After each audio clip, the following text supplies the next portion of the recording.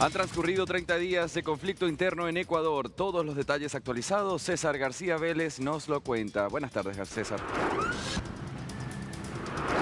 ¿Qué tal, Andy? Continuamos con esta importante información. Como tú bien lo señalas, se cumple el primer mes desde que se decretó este conflicto armado interno, también un estado de excepción. Y vamos a recordar a la audiencia de Latinoamérica cuál fue la línea de tiempo para que estos hechos se dieran el pasado 7 de enero. Comenzamos con esa línea de tiempo. Si nos ayuda producción, estamos empezando con esta alerta que se despertó en la cárcel tras la posible desaparición de alias Fito, esta en la cárcel regional de El Litoral. Posteriormente, el 8 de enero, un contingente militar ingresó a la cárcel regional de Guayas para realizar un operativo de control.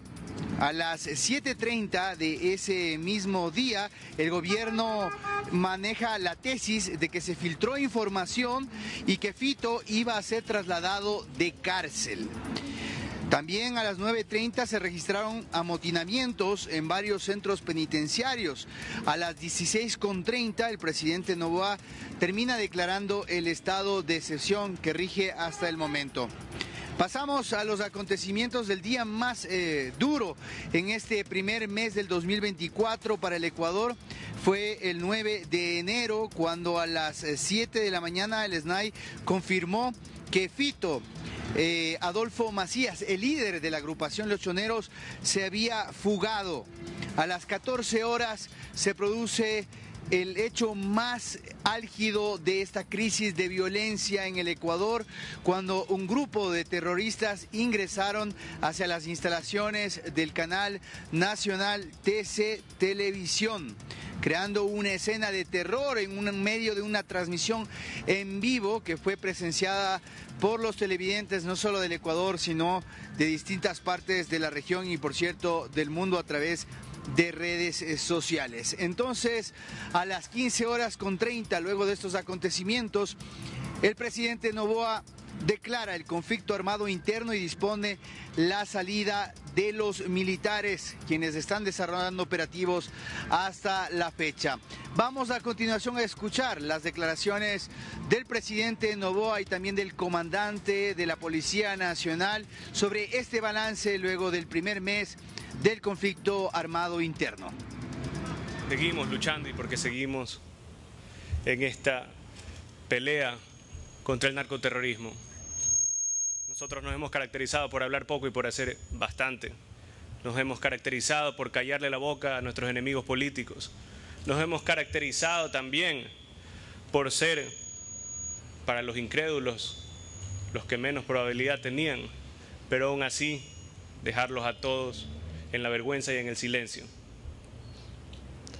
Hoy es un día más de lucha, pero es un día importante de agradecimiento en una de las provincias que más ha sufrido en el Ecuador, una de las provincias que más sangre se ha derramado, sangre de conocidos nuestros, de familiares nuestros, de ciudadanos que nunca escogieron la violencia, que querían la paz y que querían vivir tranquilos. Nosotros volveremos a darle tranquilidad a cada uno de esos ciudadanos. Nosotros volveremos a darle paz, no solo a esta provincia, sino a todo el país. Ser un ejemplo para las futuras generaciones, asimismo como un ejemplo para la región.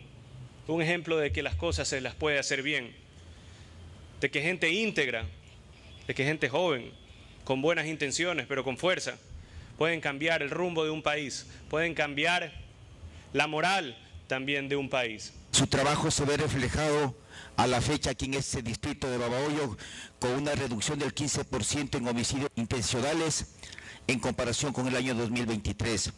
Hoy, señor presidente, se cumple un mes del decreto en donde este estado de conflicto armado interno, a lo cual hemos dado un fuerte y contundente golpe al terrorismo y a la delincuencia, ya que se ha permitido reducir el promedio diario de 27.8 muertes violentas que se registraban a nivel nacional antes de la declaratoria del estado de excepción a 10.7 en este mes que hemos intervenido conjuntamente con Fuerzas Armadas.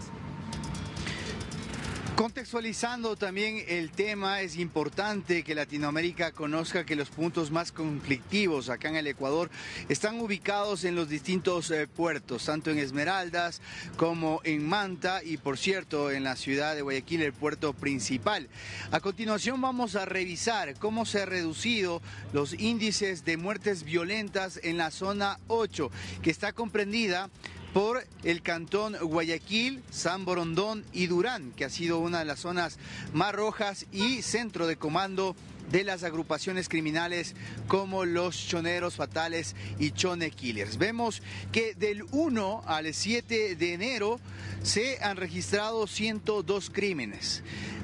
Más adelante, en el mes de enero, del 8 al 14, estos 102 crímenes se redujeron a 39 diarios.